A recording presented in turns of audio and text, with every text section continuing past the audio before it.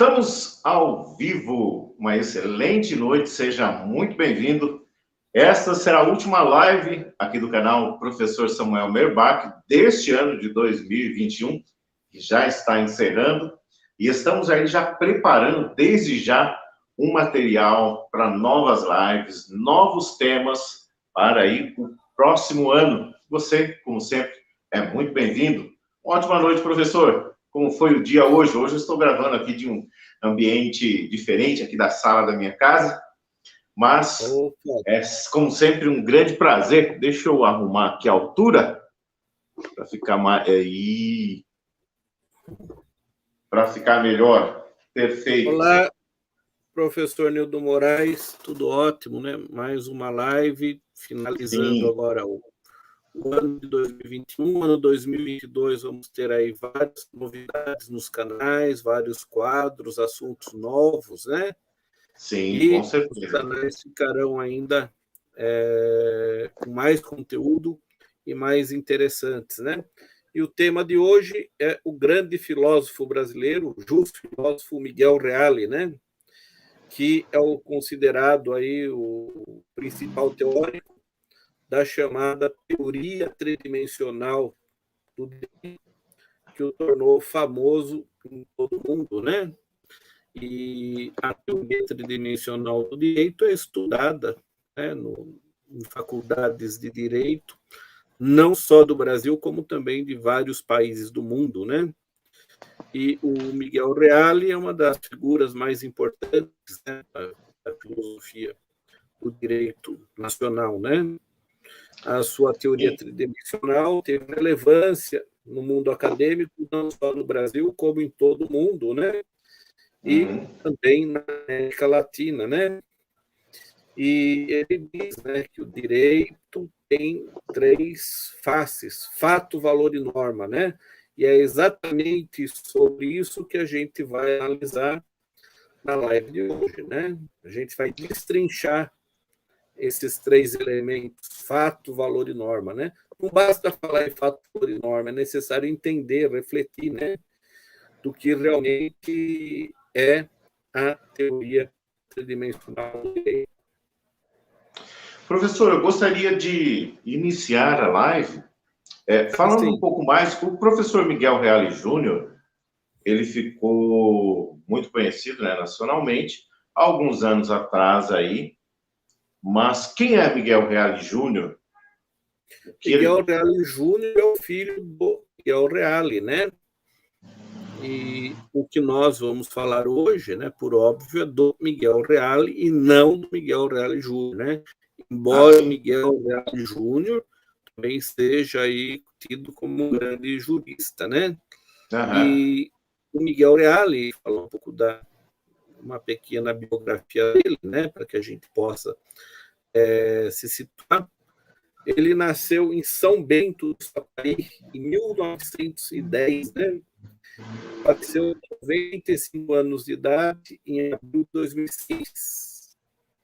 Ele é formado pela Faculdade de Direito da Universidade de São Paulo, a USP, né? E foi professor catedrático de Direito na USP e também foi reitor na mesma universidade, né? E ele é pai, né, do jurista Miguel Reale Júnior, né?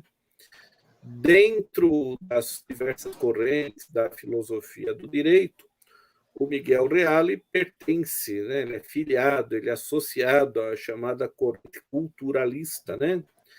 Que dá um grande enfoque para o direito como fator cultural, né? E Miguel Reale certamente refletiu bastante sobre essa corrente, né? E acabou amadurecendo-a, né? Acabou dando uma contribuição ainda maior, né, para essa corrente, né? E diante dessa explanação, a gente pode concluir, né, que a teoria tridimensional do direito está inserida na esfera do culturalismo jurídico, né? E esse culturalismo jurídico, vamos falar assim, certamente, como teve um dos seus precursores anteriores, o grande filósofo alemão Immanuel Kant, né? Que uma das suas frases, ele diz o seguinte, né? A produção em um ser racional, da capacidade de escolher os próprios fins em geral e, consequentemente, de ser livre, deve-se à cultura, né? Então, é o chamado culturalismo jurídico, né? Uhum. Perfeito. Quero cumprimentar aqui o nosso colega João Torrasca. É João Torraca, Torraca, perdão. né? João Torraca, que é um inscrito aqui, tanto do seu canal quanto do meu canal. Muito obrigado, João, por sempre prestigiar aqui as lives. Artista marcial, né? Comentar. E ele é um grande artista marcial, né? E professor de educação eu não sabia. Física, é um professor de educação bacana. física. Estou precisando de algumas aulas. Opa! Então já tem 2 discípulos aqui no canal, né? O professor João Torraca, o mestre, né, de artes marciais, né? Perfeito. Então, por favor, professor, continuando.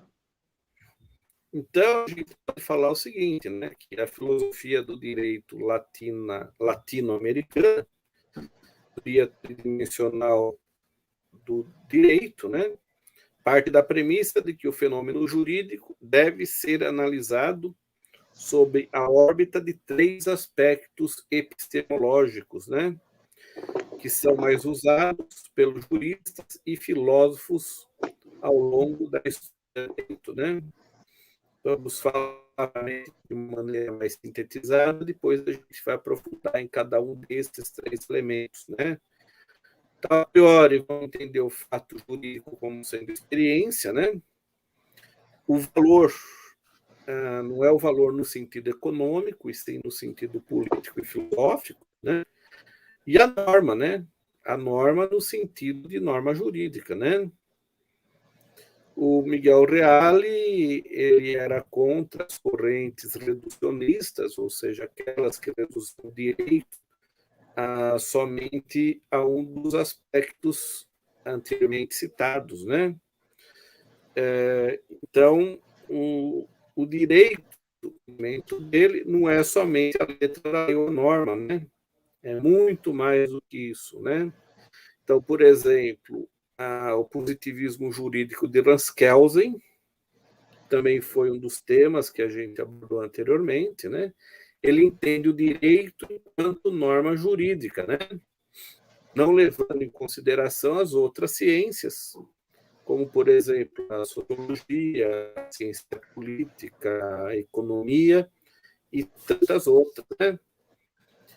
O Miguel Reale, o que ele faz? Ele, de certa maneira, aprimora, né, a teoria pura do direito, né? O direito é norma, mas não é somente norma, né? Então, aí, ele não reduz, pelo contrário, ele amplia o direito, né, em 3 aspectos: o fato, o valor e a norma, né?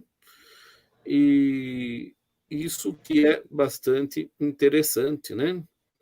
Para o Miguel Reale, o direito ele é um processo dialético, né? O direito ele está em constante transformação na sociedade.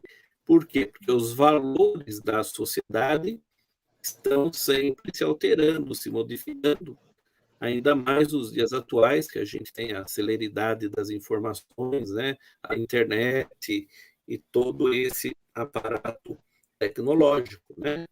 Diante disso, o direito ele deve acompanhar a evolução daquilo que acontece na sociedade. Imagine, por exemplo, uma norma jurídica e essa norma, ela, por representar mais os valores atuais, ela é em desuso, né? Ela deixa de ser utilizada, né? Então, por isso que o legislador, né, ele tem como uma de suas funções atualizar o ordenamento jurídico, né? E alguém pode perguntar o que seria a dialética, né?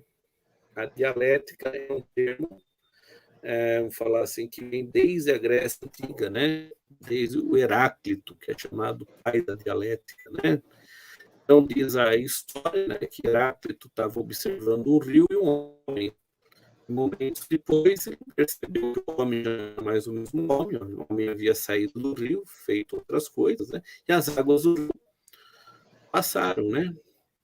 Então, dessa observação da natureza, ele observa que a natureza, o pensamento humano, as coisas estão em constante transformação. Não é isso?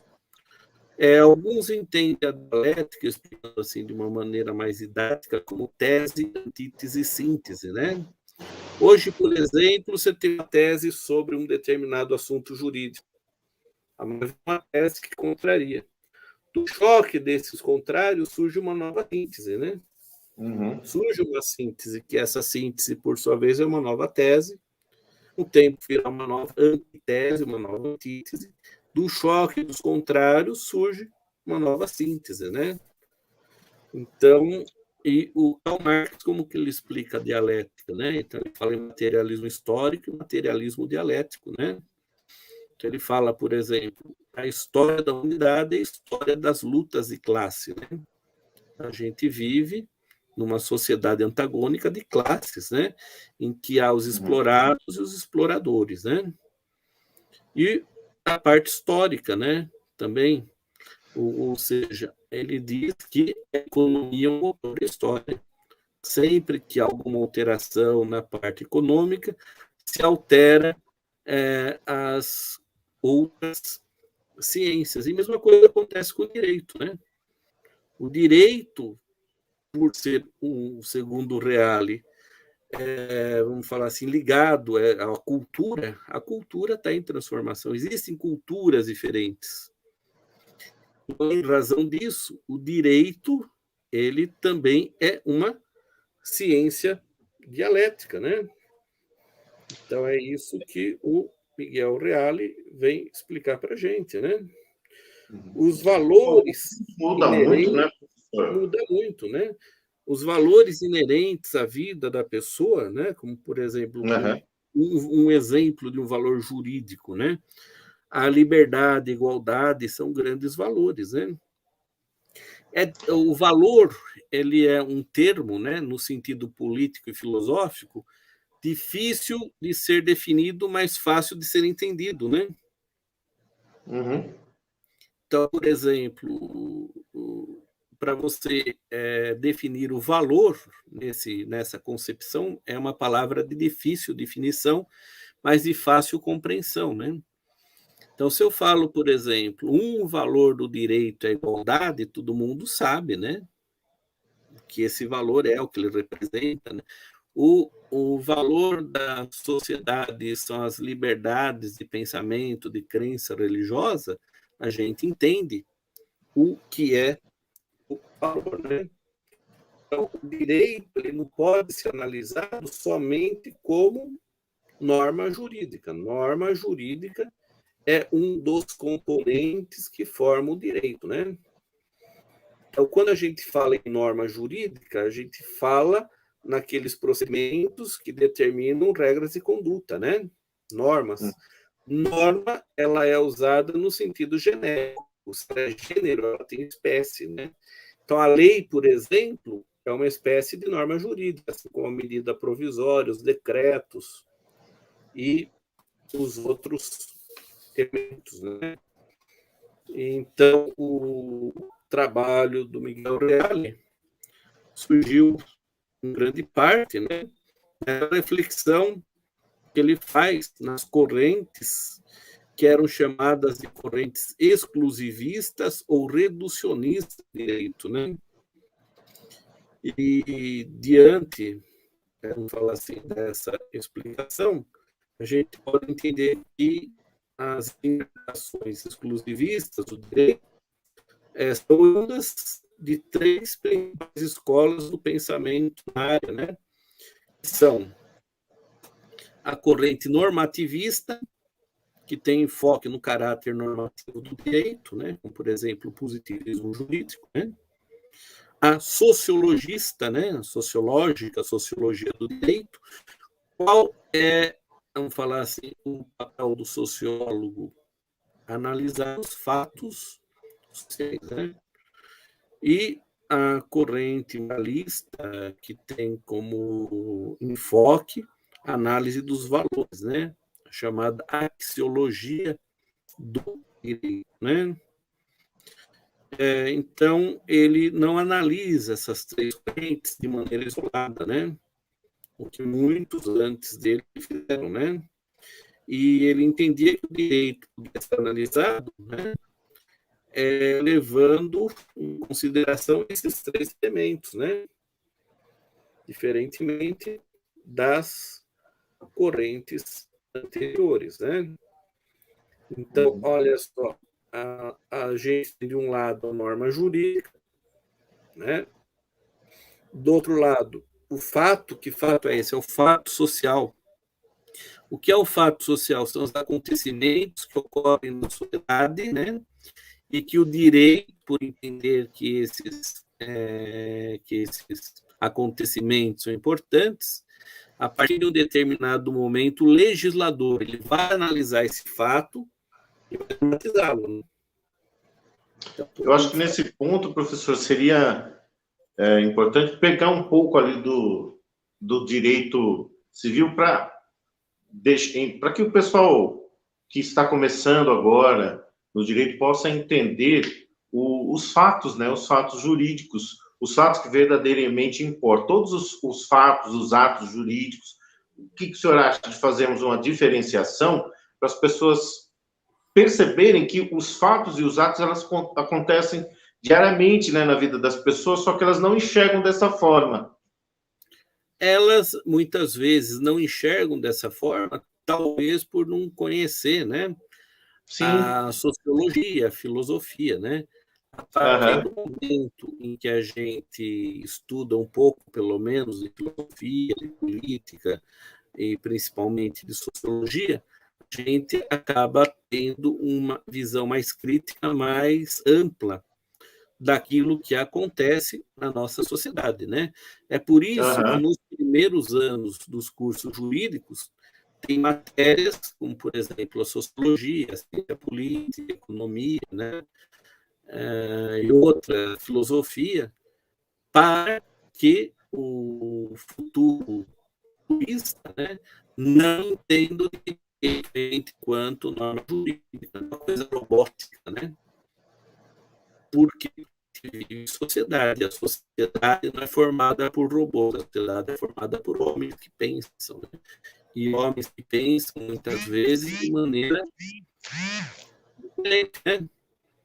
Então, matar alguém, pena de 6 a 20 anos.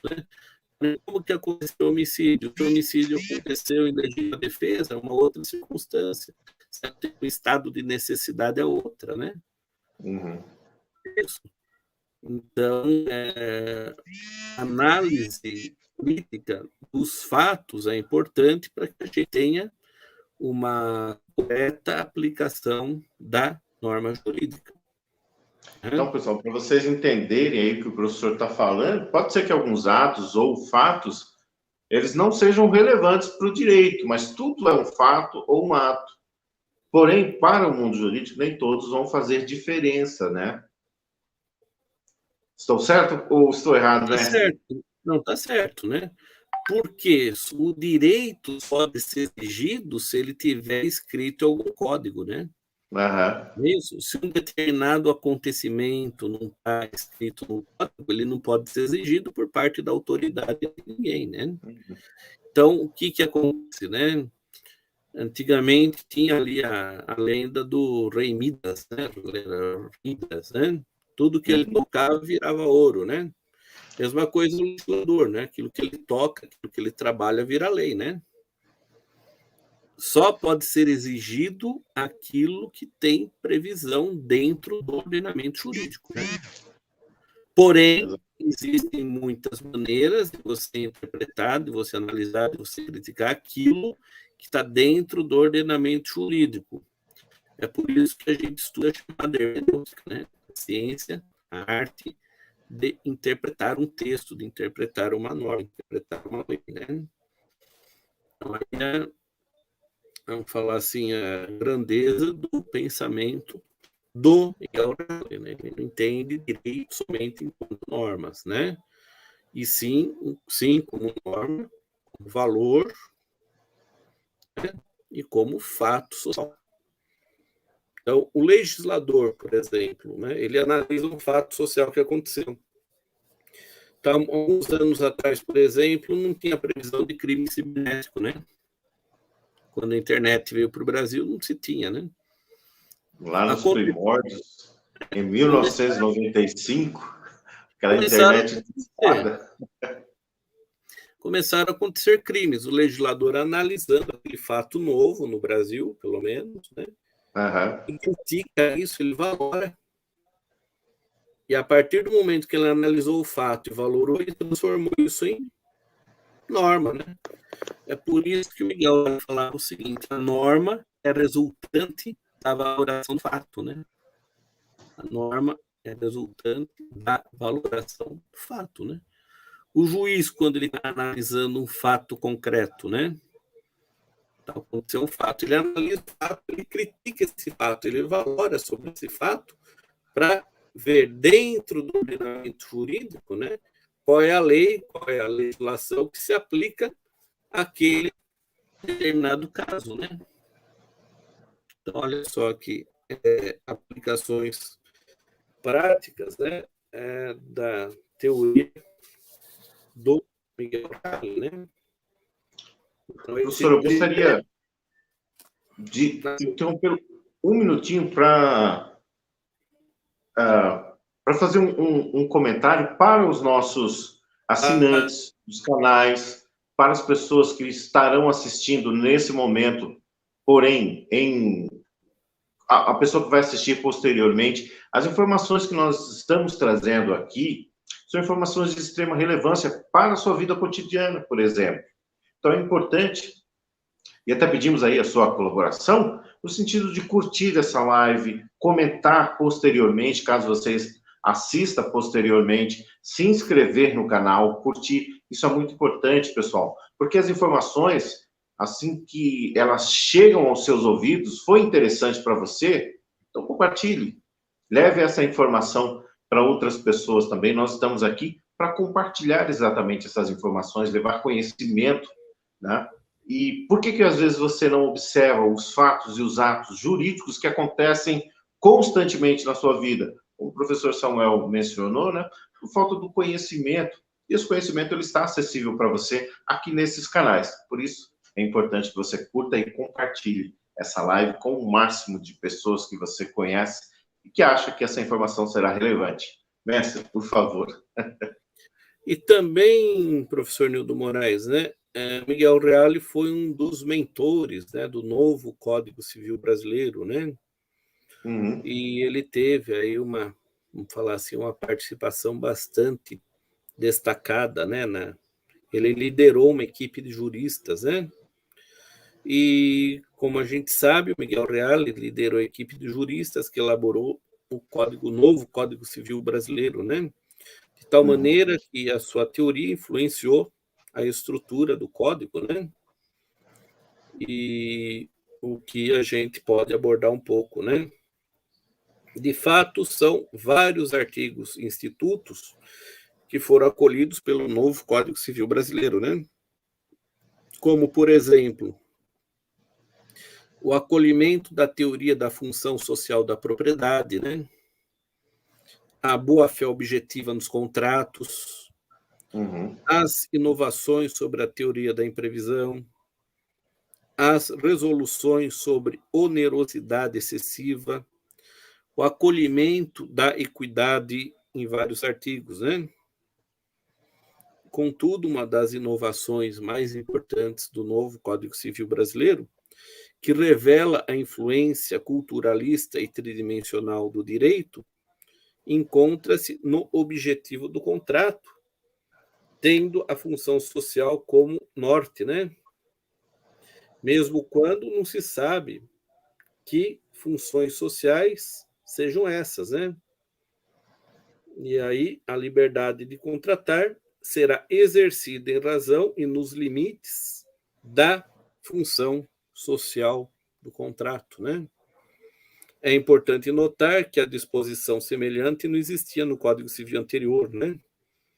E que foi acolhido São pelo novo. inovações, né, professor? E aquilo que a gente estava falando, que o senhor estava falando aí, né?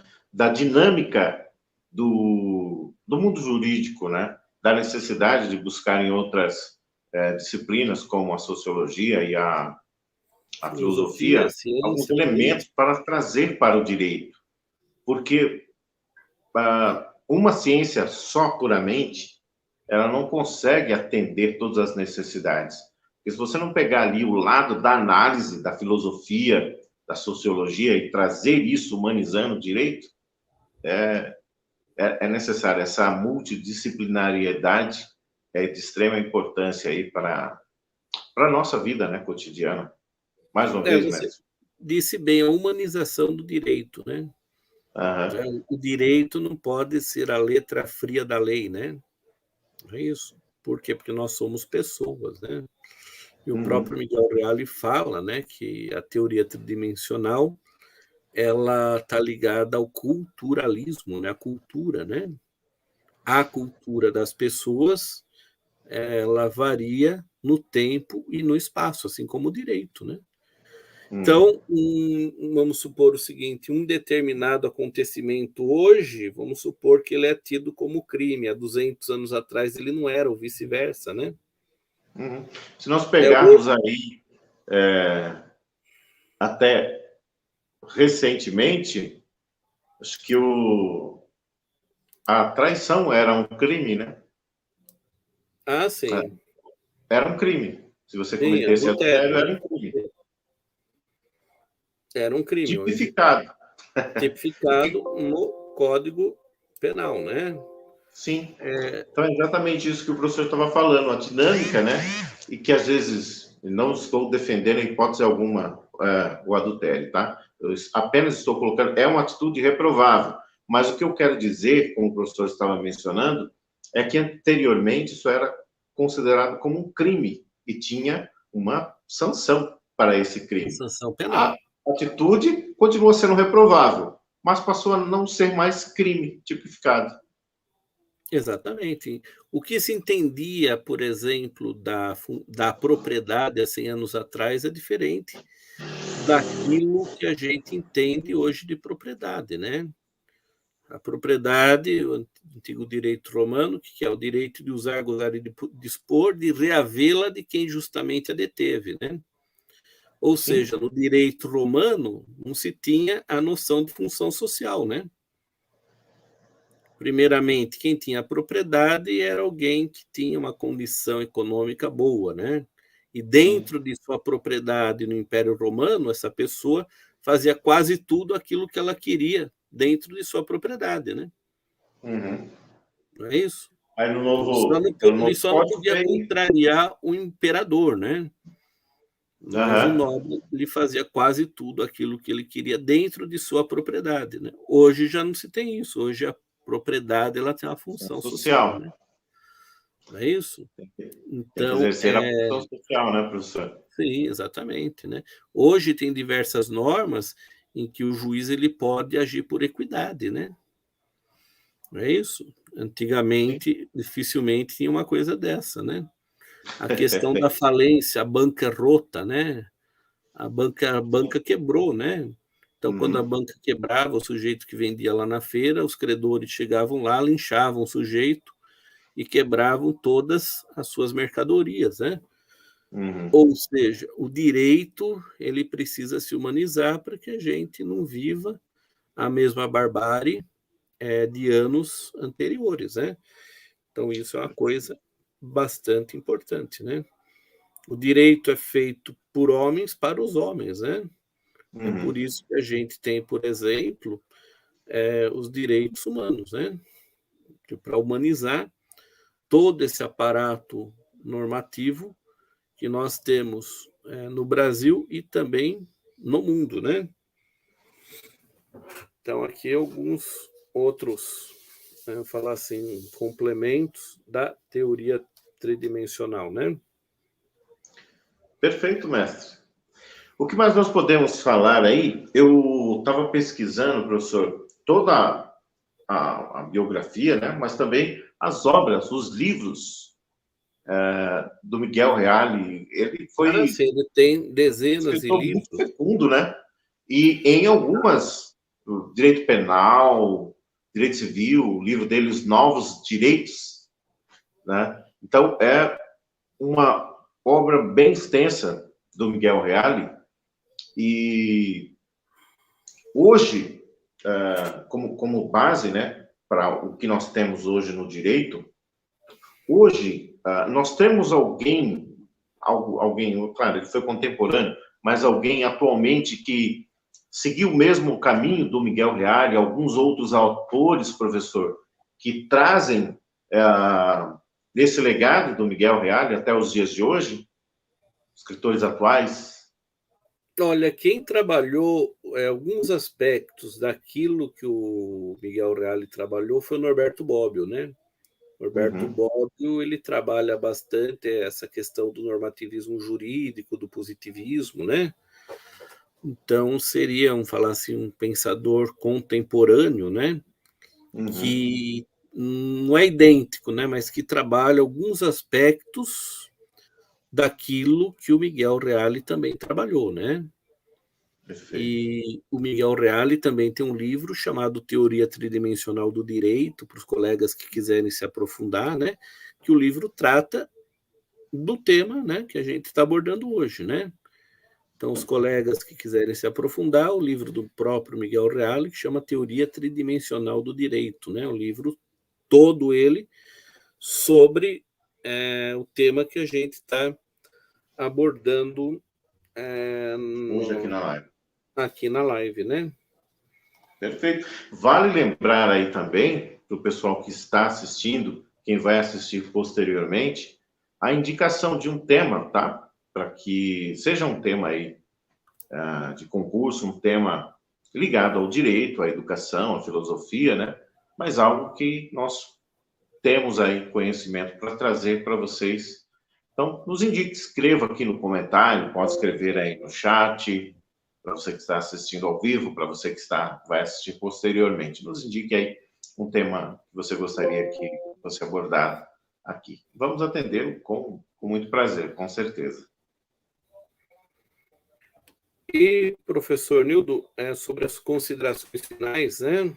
Também importantes aqui para a gente concluir o tema, né? Sim. Então, diante aí das teorias sobre a teoria tridimensional do direito, né? Que foi feita pelo jurista Miguel Reale, a gente analisa o quê? Que há uma relação dialética entre fato, valor e norma, né? O que constituiu uma grande relevância, né? A teoria jurídica brasileira e mundial, né? Ao se reconhecer a natureza do culturalismo, a dinâmica entre os três fatores, né? Que nada mais é que o reflexo da realidade social e cultural na qual o corpo normativo do direito está inserido, né? O que é uma coisa bastante interessante, né? E a teoria tridimensional do direito nos traz a concepção de que nós não devemos somente nos ater ao puro enunciado da lei, né? Sem levar em consideração também os fatos sociais que são elementares para a elaboração da norma, né? Diferentemente, né, de outros pensadores, né? Como, por exemplo, Raskelsen entendia o direito enquanto norma jurídica, né? Essa teoria do Miguel Reale nos traz uma natureza dialética do direito como reflexo da realidade fática tida com grande valor pela sociedade, né? Dessa maneira, a concepção de direito deixou o seu prisma reducionista, linear, né? Sobre o que anteriormente ele era explicado, né? Então, Miguel Reale inspirou-se, né? Ele foi um estudioso de vários juristas e filósofos, né? Tal como o Immanuel Kant, né? Visto pelo fato de que, para o Miguel Reale, o direito não é estático, e sim dialético, né? Então, dessa maneira, observa-se que o direito é dinâmico, né?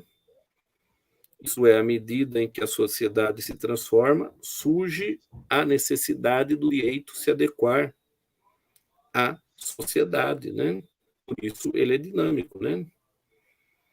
Muito embora essas adaptações são realizadas através de determinadas alterações, em alguns aspectos ela se mantém estável por um período de tempo, né? Ou seja, a lei não se altera do dia para a noite, né?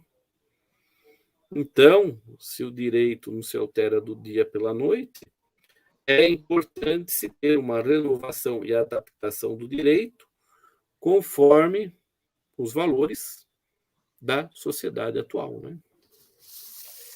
Perfeito. Então, a Muito norma bem. é resultante da valoração do fato, né? Muito bem colocado, mestre, como sempre. E agradecemos aí a todos, então, que assistiram. Essa foi a última live desse ano, mas na próxima quarta-feira estaremos aqui, ou aqui no canal do professor Samuel Merbach, ou lá no canal do professor Nildo Moraes, trazendo um tema relevante para você sobre filosofia, educação, história, direito. E para nós é sempre um prazer. Muito obrigado a você que tem nos assistido, tem curtido, que tem compartilhado. Isso é muito importante e fortalece o canal. O YouTube divulga para mais pessoas essas lives, os vídeos aqui que são postados além das lives nos nossos canais. E você nos ajuda e nos incentiva a continuarmos realizando esse trabalho gratuito e levando informação relevante para você. Mestre Samuel, muito obrigado por mais uma live. Obrigado, Estamos juntos. professor Nildo Moraes, né? Obrigado a todos que nos assistiram, né? E convidamos a todos para assistirem novamente na próxima quarta-feira e pedir que os colegas deixem os comentários abaixo, né? E também sugestões e temas para que nas próximas lives a gente possa elaborá-las, né? Obrigado, professor Nildo. Obrigado a todos.